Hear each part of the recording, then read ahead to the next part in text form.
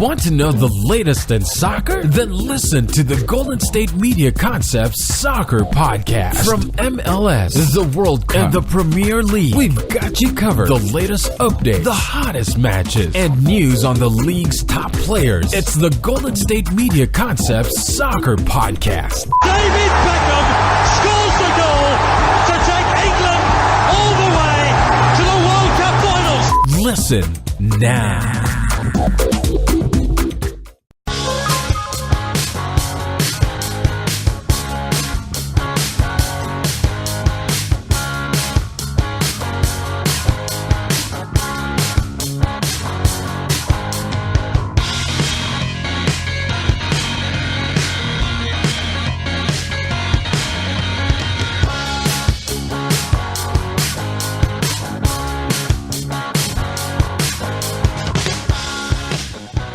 Thank you for listening to the Golden State Media Concepts Soccer Podcast, where we discuss all the news in the world of soccer. My name is Ben Brown. Thanks for joining me again here at the Golden State Media Concepts Podcast Network. We are back recording episode number 40 of the Golden State Media Concepts Soccer Podcast. So that is 40 consecutive Mondays in a row.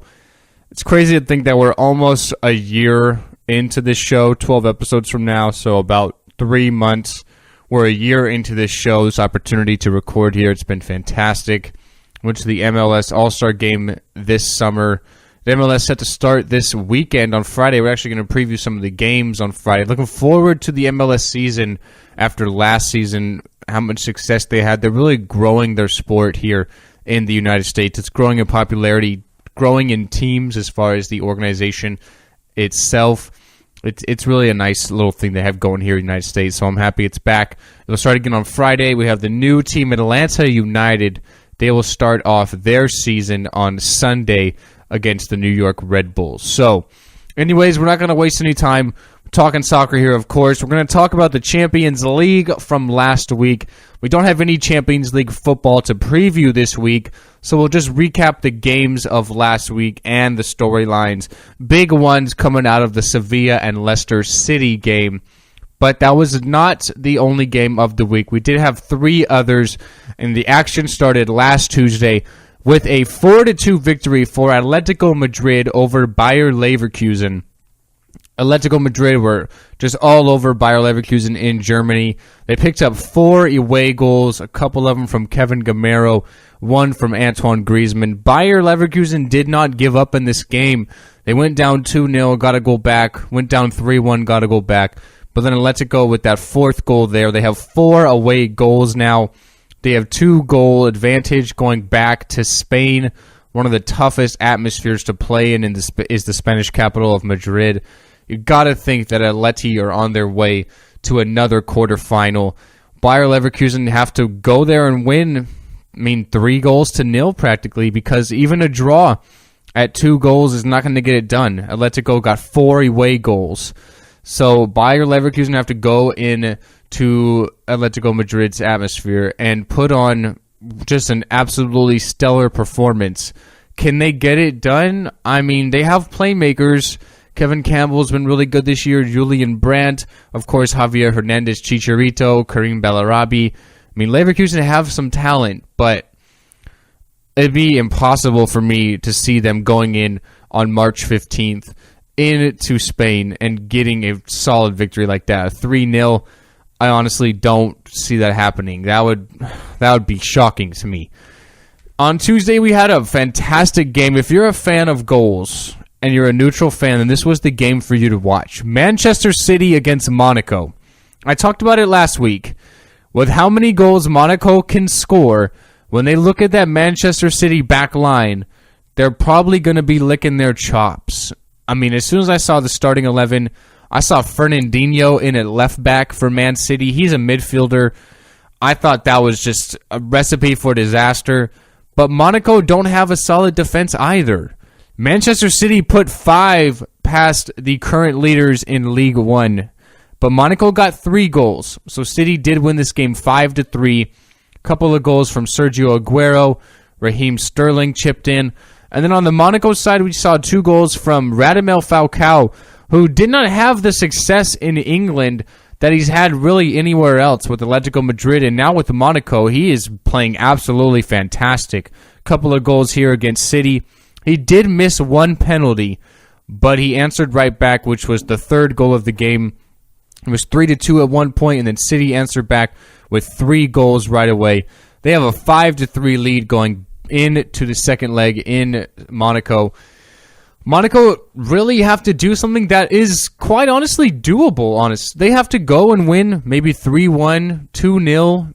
That's really doable. They put 3 past Manchester City goalkeeper Willy Caballero. You got to imagine they could honestly score another 2 goals at home. But the problem is, can they not give up any? I mean, they gave up 5 goals in the first leg. They're going to not have to give up goals. I'd say at most, they need to only give up 1 goal. And then even if that's the case in the second leg, they'd have to put 3 by Manchester City, which is doable with how many goals Monaco have scored the most in Europe this season. But to give up 5 goals is just such a hard thing to overcome. I mean, Monaco can do it, like I said, but I don't see it happening. I think City will be able to roll into the quarterfinals in the second part of the leg, which is also on Wednesday, March 15th, so a couple of weeks from now. 5-3, it was a fantastic game, a lot of goals, a lot of storylines. Manchester City, honestly, maybe shouldn't have even had 6 because Sergio Aguero got sent down in the box by goalkeeper Subotic, and they called a dive for simulation and get a yellow card on Aguero when honestly it should have been a penalty. So they missed some chances, did City, and they could have even made it worse. When you look at Wednesday, you had Juventus against Porto in one of the games. Juventus come out on top 2-0 over Porto, the team from Portugal. They were sent off. They had a man get sent off. They were down to 10 minutes in the 27th minute. Alex Telles, he got his second yellow card within the 27th minute. His first one in the 25th minute. So he got 2 yellow cards in 2 minutes and get sent off. Juventus are tough enough to beat with 11 men, let alone 10 men. It took the Italian champions a while to get those goals in the second half, but then they got 2 of them. They take a 2-0 lead going back to Italy in that home crowd. Juventus Stadium, it is almost impossible to win there. They're on an absolutely ridiculous winning streak in the Serie A at home. I don't see how Porto can come back against Juventus and advance to the quarterfinals. They're going to have to get at least a 2-0 victory or even a 3-0 victory to advance. A 2-0 victory would just send it to extra time. I don't see any way that happens with how Juventus are playing. I really think they're one of my dark horses to make a really, really solid run here in the Champions League like they did a couple of years back because their defense is so good. They just simply do not concede goals. Dani Alves and Alexandro on the wing backs. You have Bonucci and Barzagli, Chiellini, even all the other options they have in front of Gianluigi Buffon. The midfield is fantastic with people like Miralem Pjanic, Sami Khedira, even Claudio Marchisio. And then up front, how can you team up with Paulo Dybala and Gonzalo Higuain and expect them to not score goals? Juventus are just flying high right now, and they're playing really, really well.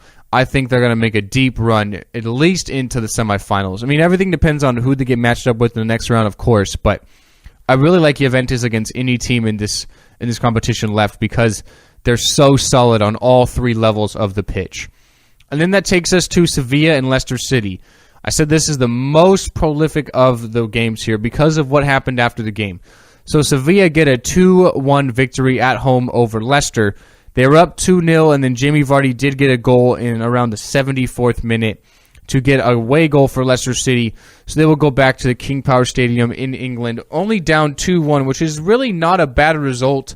I talked about how I thought Leicester would really get the floodgates opened on them in this game, and that's what was happening. They were really getting dominated by Sevilla, one of the top teams in Spain. They're currently 3rd in La Liga. And they kept fighting, did Leicester City. They only gave up 2 goals. They could have given up about 5. Some heroic efforts in goal by goalkeeper Kasper Schmeichel. So they put themselves in a good situation, only down 2-1. If they can return home, even only with a 1-0 victory, they would advance in to the quarterfinals because they have that away goal. So they put up a really solid performance on the road in a hostile environment in Sevilla. I thought they would lose a lot worse than they did.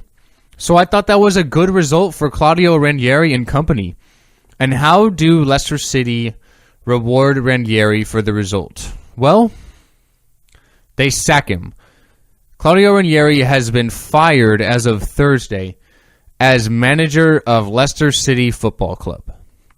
When I read this, there's been rumors the last few weeks because of their disappointing season they've had in the Premier League. They've lost 5 games in a row. They'll have a game today against Liverpool, which, Liverpool have been so good this season.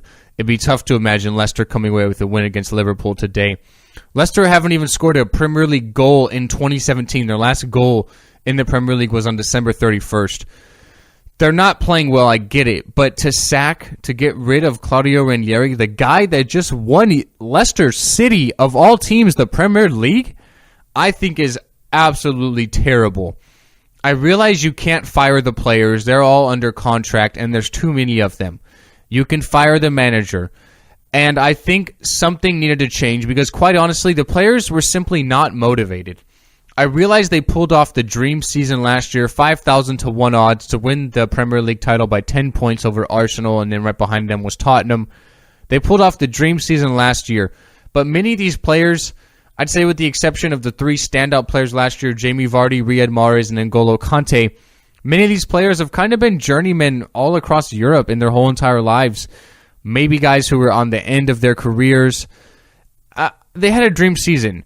I think that maybe the board and the ownership got a little too excited with what they did last season and expected continued success. It's almost like they thought they were an elite club all of a sudden because they won the Premier League. When quite honestly, I think this is who Leicester City is. They're fighting in a relegation battle to stay in the Premier League right now. This is honestly who they are.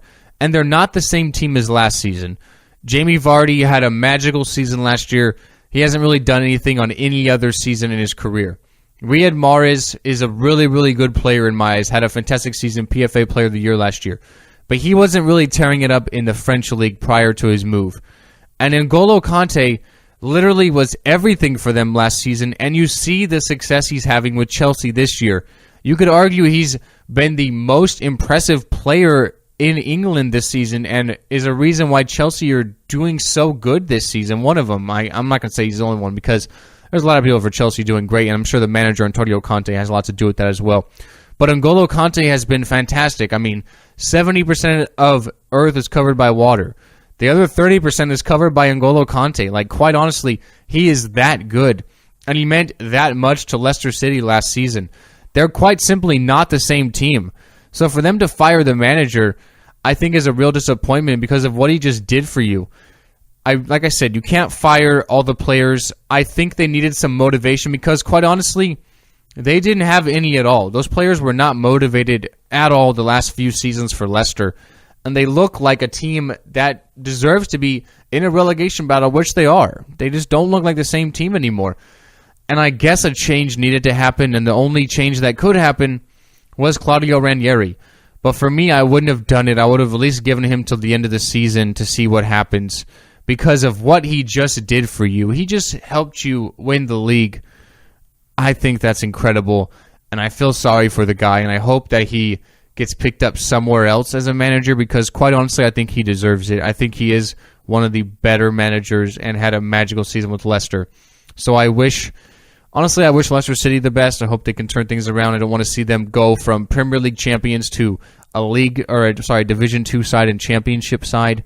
And then I hope Ranieri finds success somewhere else because, quite honestly, he did it all last year, and my hat goes off to the guy. But anyway, Sevilla with a 2-1 victory over Leicester. So Leicester will go back to host Sevilla in a few weeks' time on March 14th, only needing a 1-0 victory to advance into the Champions League quarterfinals. We'll take our first break of the show. After the break, we're going to talk about results all across Europe this weekend. Real Madrid, an up-and-down week. It could have got a lot worse yesterday, but they rebound with a 3-2 victory over Villarreal. Chelsea continue to fly high. PSG absolutely dominate Marseille. And Roma with a nice 3-1 victory on the road against Inter. We'll talk about all that news and more after the break here at the Golden State Media Concepts Soccer Podcast. Tired of searching the vast jungle of podcasts? Now listen close and hear this out. There's a podcast network that covers just about everything that you've been searching. Hey! The Golden State Media Concepts Podcast Network is here. Nothing less than a podcast bliss with endless hours of podcast coverage. From news, sports, music, fashion, cooking, entertainment, fantasy, football, and so much more. So stop lurking around and go straight out to the Golden State Media Concepts Podcast Network. Guaranteed to fill that podcast itch. Whatever it may be. Visit us at www.gsmcpodcast.com. Follow us on Facebook and Twitter, and download us on iTunes, SoundCloud, and Google Play.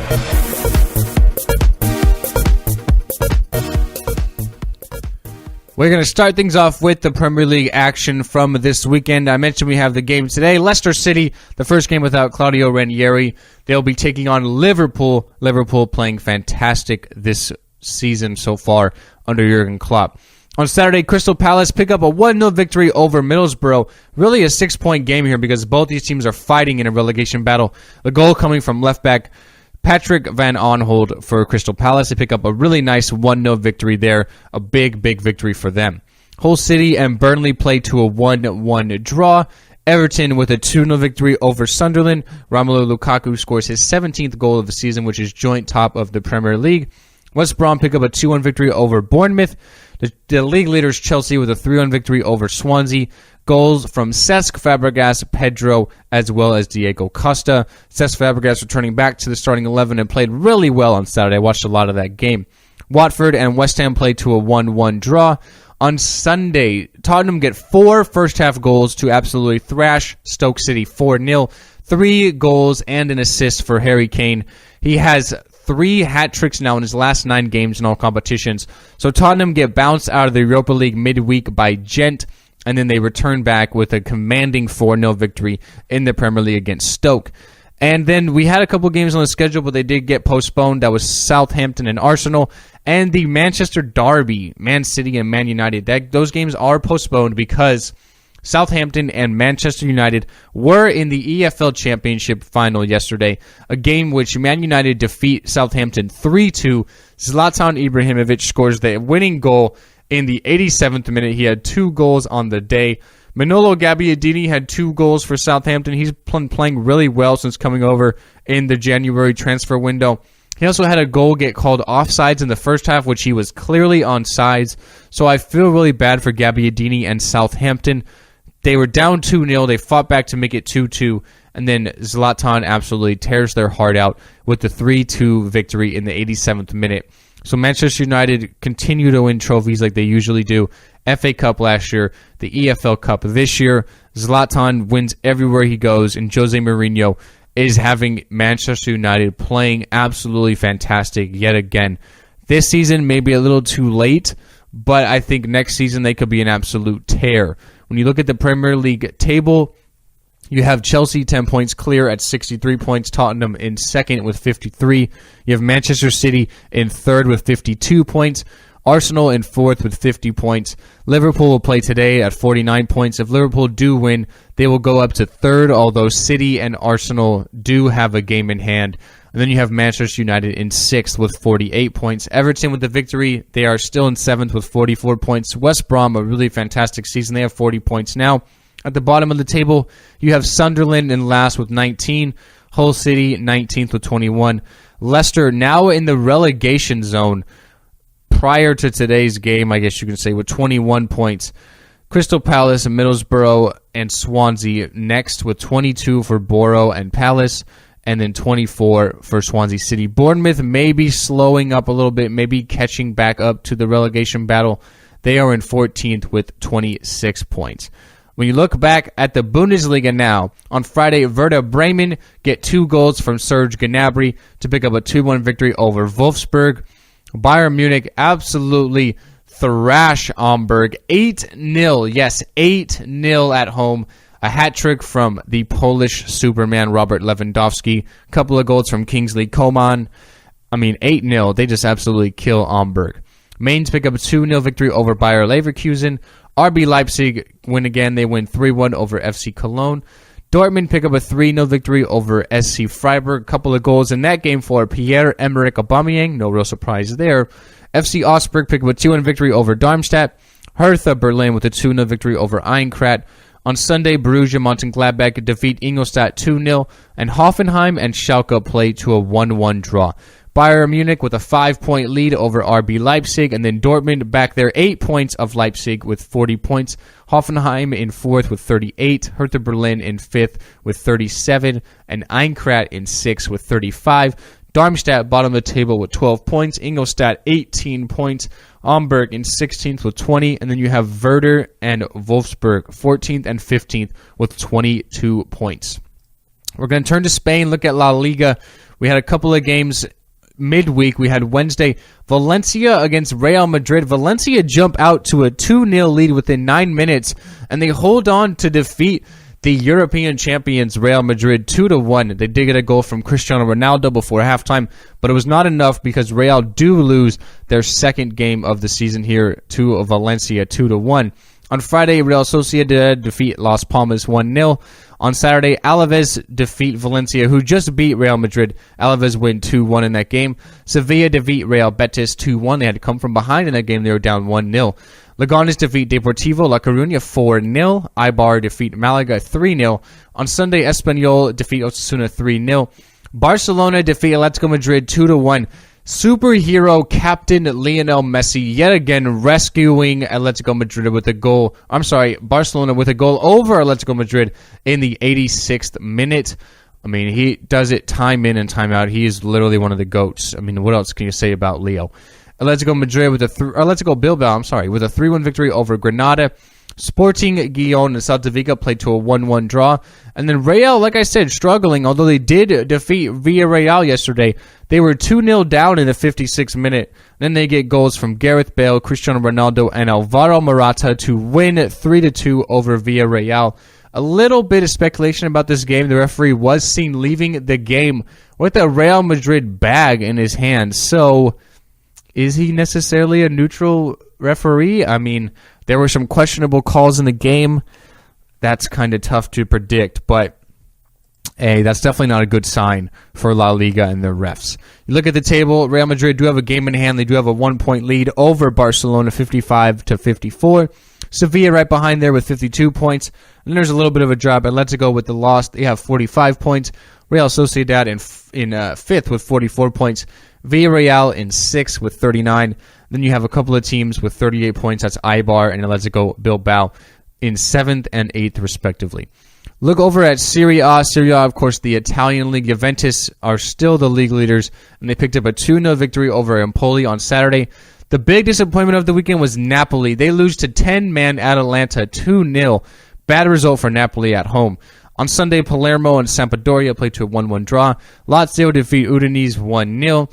Cagliari defeat Crotone 2-1. AC Milan defeat Sassuolo 1-0. Chievo defeat Pescara 2-0. Genoa and Bologna played to a 1-1 draw. And then Roma pick up a 3-1 victory on the road against Inter Milan. A couple of goals in that game from Belgian midfielder Radjet Nainggolan. He's playing fantastic this season, and he seems to be on the score sheet almost every single week for Roma from that midfield position, which is really rare.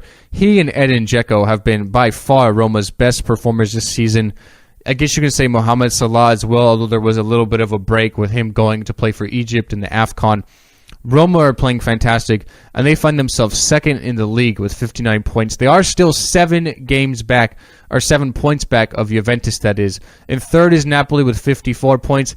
Atalanta will be thinking about Champions League now. They are in 4th with 51 points. Lazio in 5th with 50. Inter Milan in 6th with 48. And then their rival AC Milan in 7th with 47. At the bottom of the table, Pescara, they look like they're going to be relegated for sure. They have 12 points. Crotone, another team probably going to face relegation in Serie A. They have 13 points. They're in 19th place. Palermo, 15 points. They're 18th. And then Empoli, they have 22 points. They're 7 points clear of the bottom of the table there between them and Palermo. They are in 17th place. You look at League One on Friday. Nantes pick up a 3-1 victory over Dijon. Nice returned back to their winning ways without Mario Balotelli to defeat Montpellier 2-1. On Saturday, Monaco defeat Genkamp 2-1. Angers defeat Bastia 3-0. Nantes, Lorraine, and Toulouse play to a scoreless draw. Bordeaux defeat Lille 3-2. Rennes defeat Lorient 1-0.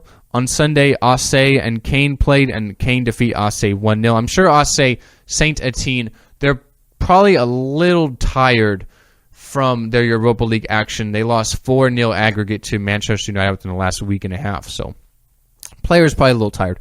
Lyon demolished Metz 5-0, and then PSG absolutely killed Marseille 5-1. Goals from pretty much everybody. Edinson Cavani and Blaise Matuidi and Julian Draxler. I mean, PSG are really flying high. You look at the League One table. Monaco do have the 3-point lead over the champions right now, 62-59. Nice are right there as well with 59 points. And then you have a huge gap. You have 13 points separating third and fourth between Nice and Lyon. Lyon with 46 points. Bordeaux in fifth with 42 points. Saint-Étienne in sixth with 39 points, as well as Marseille in seventh with 39 points. At the bottom of the table, kind of a little bit of a relegation battle going on.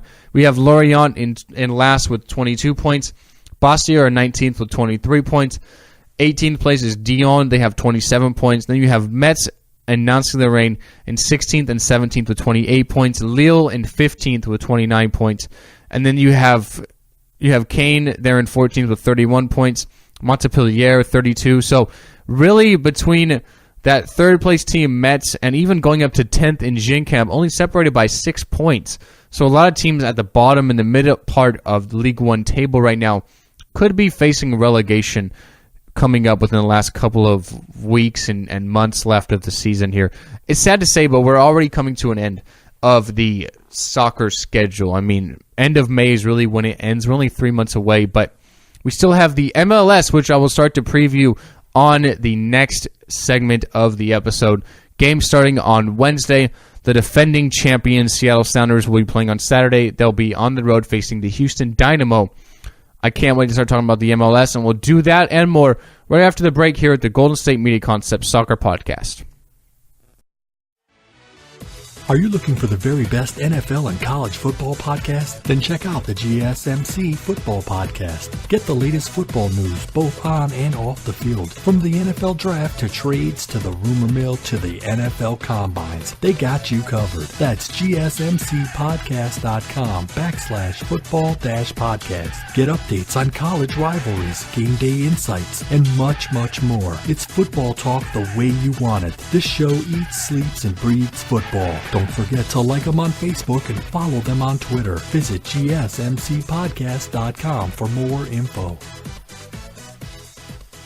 One more segment, guys, before we say goodbye until next Monday here at the GSMC Soccer Podcast. We're going to look ahead to this upcoming week in the world of soccer. We'll start off with the Premier League, as we always do. On Saturday, Manchester United will host Bournemouth. West Brom will take on Crystal Palace. Swansea City will take on Burnley. Watford will battle against Southampton. Leicester City and Hull City will take off again in a match. That will be really a 6-point battle there between two teams at the bottom of the table. Stoke City will be hosting Middlesbrough. And then Liverpool at Anfield will host Arsenal. That's by far the biggest game on the Premier League schedule coming up next Saturday. Of course, Liverpool playing today on the road at the KP against Leicester City. At home at Anfield, Liverpool have been fantastic this season. It'd be hard to imagine me seeing Arsenal go in there and defeat Liverpool at Anfield, although they have been playing really well at Anfield recently. The last couple of years, Arsenal getting draws at Anfield in games they really should have won. Liverpool scoring past the 90th minute in both of those games. Although Arsenal this season against teams in the top 6 have been absolutely dreadful. They have the lowest amount of points on head-to-head matchups with any team in the top 6. I don't see how they can win against Liverpool. I'd say a draw at best. Their attacking Liverpool is so fantastic. And Arsenal right now kind of going through the motions. They have that bad loss on their mind, of course, to Bayern Munich a couple weeks back. And they really have been on kind of a little leave. They haven't played for the last 12 days going into this game because their game against Southampton was postponed because they were in the EFL Cup final with Southampton. So there might be a little bit of a rust between Arsenal and their team, and going into Liverpool at Anfield is not a good place to play if you want to go into those situations. On Sunday, this ought to be a great matchup. Tottenham will be hosting Everton. Sunderland will be playing Manchester City. And on Monday, we have West Ham taking on Chelsea. Looking forward to that Tottenham and Everton game. Tottenham second in the league. Everton, of course, seventh. Everton playing really, really well, especially lately. They have more points in 2017 than do the league leaders Chelsea. They've been on fire this season in the Premier League. In the Bundesliga, on Friday, we have FC Augsburg hosting RB Leipzig. On Saturday, Werder Bremen will host Darmstadt. Big matchup there at the bottom of the Bundesliga table. Dortmund will be hosting Bayer Leverkusen. Mainz will be taking on Wolfsburg. Hoffenheim and Ingolstadt will match up there. FC Cologne will be hosting Bayern Munich. Borussia Mönchengladbach will take on Schalke. And on Sunday, Eintracht will battle against FC Freiburg. And Hamburg will be hosting Hertha Berlin. At La Liga, on Tuesday, Real Sociedad will take on Eibar. That's tomorrow. Valencia will host Leganes. Malaga will take on against Real Betis. On Wednesday, we have Barcelona hosting Sporting Gijón. Osasuna will battle Villarreal. Real Madrid will take on Las Palmas. Celta Vigo will be hosting Espanyol. Granada will take on Alaves. On Thursday, we have Deportivo. They'll be taking on Atletico Madrid. And Sevilla will be hosting Atletico Bilbao. And then on the weekend, we have Real Betis taking on Real Sociedad. Leganes taking on Granada. Eibar will be hosting Real Madrid. Barcelona will host Celta Vigo at the Camp Nou. Villarreal will take on Espanyol. On Sunday, Sporting Gijón will match up against Deportivo. Atletico Madrid will look to return to their winning ways against Valencia. Atletico Bilbao will be hosting Malaga. Las Palmas will take on Osasuna, and Alaves will take on Sevilla a week from today on Monday. In Serie A, a matchup of number 2 versus number 3. Roma will host Napoli. That game is on Saturday. That's by far the biggest game in Serie A this weekend. I would give the edge to Roma. This is a huge game for Napoli for their top 4 chances. They cannot simply afford to lose 2 games in a row. But Roma have been so good in 2017. Their midfield is fantastic. Edin Dzeko going forward at the striker positions had his best season of his career in my eyes. You have dominant and game-changing players really on both sides of the pitch. For Napoli, people like Dries Mertens, Lorenzo Insigne, Jose Callejon, Marek Hamšík. I mean, there's a ton of good players on the field, on the pitch on this game, and I'm really looking forward to see what happens on Saturday. Sampdoria will take on Pescara. AC Milan will take on Chievo. On Sunday, Atalanta will face off against Fiorentina. That game will be big for Atalanta's top 4 chances. They are hosting the game. They're at home, so I think that's a good advantage there. Cagliari will be hosting Inter Milan. Torino will take on Palermo. Empoli will take on Genoa. Udinese will be hosting the champions and the league leaders Juventus. Crotone will battle Sassuolo. And Bologna will be taking on Lazio. In League 1, on Friday, Bordeaux will be hosting Lyon. PSG will host Nantes-Lorraine on Saturday. Caen will battle against Angers. Metz will take off against Rennes. Bastia will take on Saint-Etienne. Montpellier will be hosting Ginkamp. Dijon FCO will be hosting Nice. On Sunday, Lorient will be hosting Marseille. Toulouse will be hosting Toulouse will be hosting Lille, and then Monaco will host Nantes on Sunday as well. In the MLS, the return of the MLS, the games will be starting on Friday. The games that really count. On Friday, we have Portland Timbers will be hosting Minnesota United. The Columbus Crew will take on the Chicago Fire on Saturday. The LA Galaxy, without Steven Gerrard anymore, will be hosting FC Dallas. Real Salt Lake will take on the magical little Italian Sebastian Giovinco and Toronto FC. I really think they're going to be one of the dominant teams this season in the MLS because Sebastian Giovinco, he's just simply the best player in the league. He's absolutely fantastic, and he's capable of creating magic every time he has the ball at his feet.